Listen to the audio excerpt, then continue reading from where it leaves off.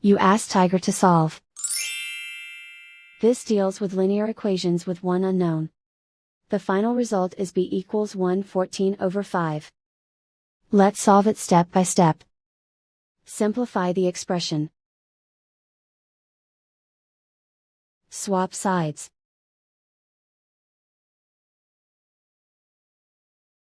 Group all constants on the right side of the equation. Subtract 11 from both sides. Simplify the arithmetic.